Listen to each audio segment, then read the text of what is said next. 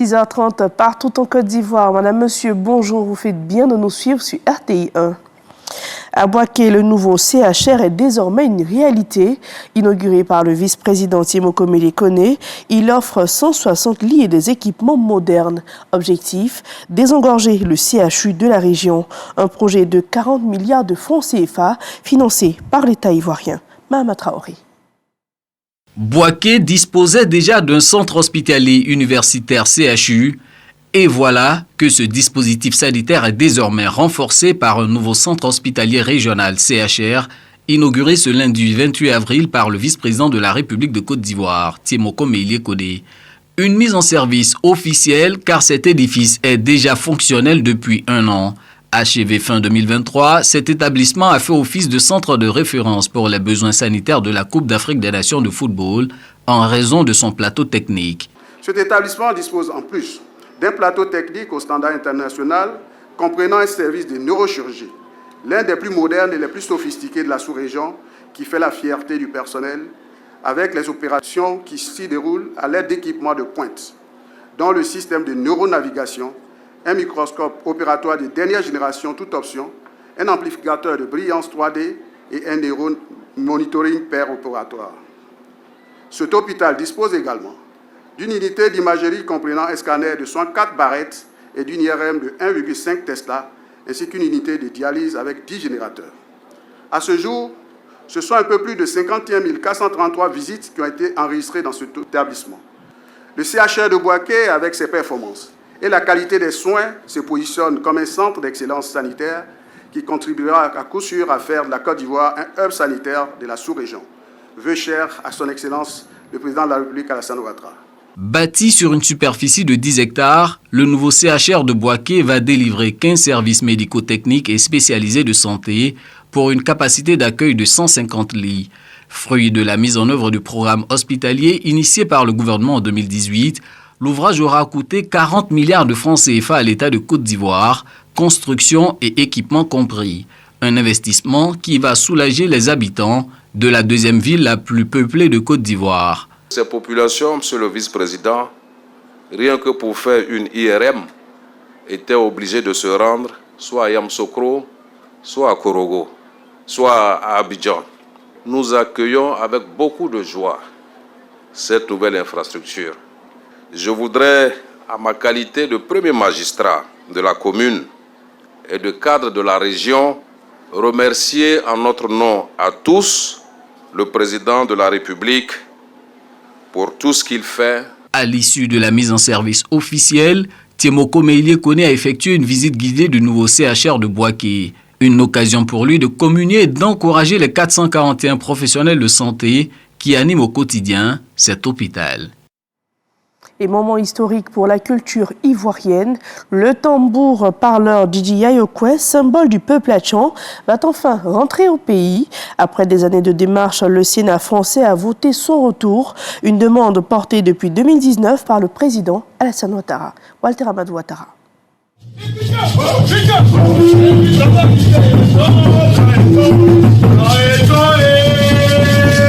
Bientôt, la restitution à la Côte d'Ivoire du tambour Djidji Ayokwe.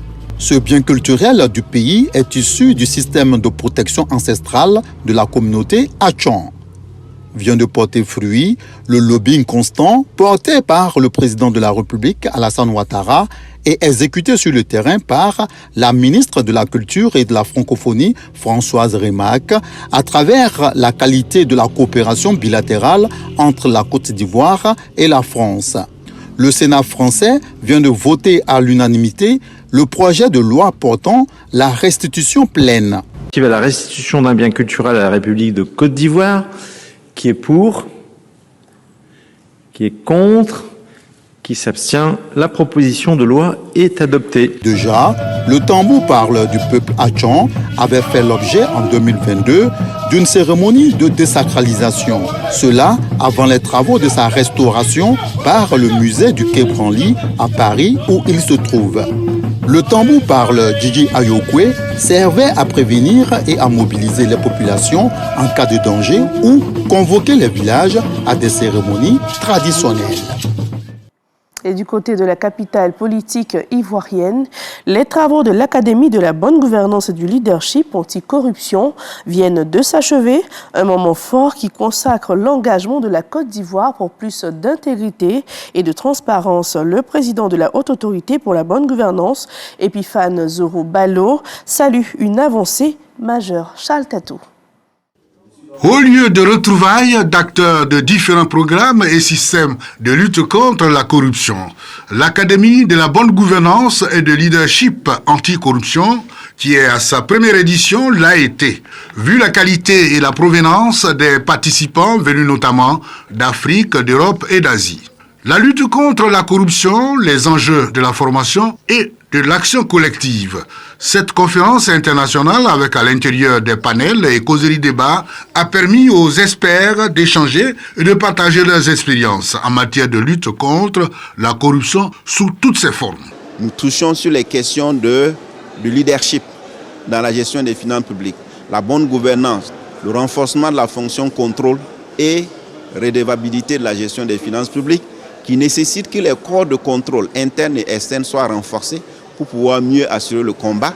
La Côte d'Ivoire a fait des avancées remarquables de la 130e place à la 69e place en 12 ans de temps.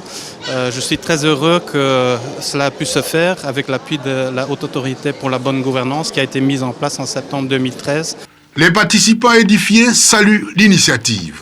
J'ai retenu l'essentiel sur la contextualisation des normes par rapport aux spécificités de nos pays. Il y a des pays qui sont de plein pied dans la mise en œuvre de cette lutte contre la corruption et nous pensons que nous ne devons pas être en reste. Une chose est de mettre en place des indicateurs de performance, mais une autre est de suivre pour que effectivement cette lutte-là puisse reculer. Le président de la Haute Autorité de la bonne gouvernance revient sur l'intérêt de cette rencontre de haut niveau. L'un des meilleurs moyens de prévenir la corruption, c'est de former des citoyens intègres. Donc la prévention passe par la formation. Et c'est l'une des résolutions essentielles qui est sortie de la conférence de Yamoussoukro. Et nous nous réjouissons de ce partenariat stratégique que l'État de Côte d'Ivoire a établi avec l'Académie internationale anticorruption. Des résolutions et motions de soutien ont clôturé les travaux. On va s'intéresser à un autre secteur, celui de l'enseignement supérieur. 43 étudiants viennent de décrocher leur licence en informatique à l'université Félix Houphouët-Boigny. Un brillant parcours de nos étudiants qu'on vous invite à découvrir avec Roxane Ambaché et Didier Nguessan.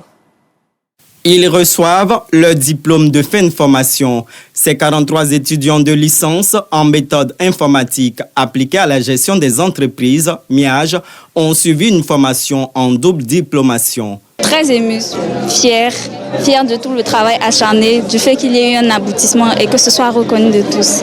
Fière de me tenir aussi avec mes condisciples devant nos parents en présence de nos responsables.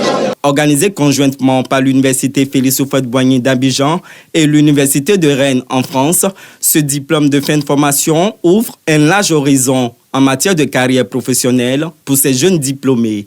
Le partenaire de l'université de Rennes, grâce auquel on a pu faire cette codiplomation. La deuxième promotion est sortie et donc je voudrais vraiment encourager les jeunes à ne pas avoir peur de la difficulté et de venir donc à l'UFM Maths Informatique, se former dans les filières MIAGE et Actuariat. Je voudrais souhaiter bonne chance à ceux qui vont aller directement sur le marché du travail et ceux qui vont poursuivre les études.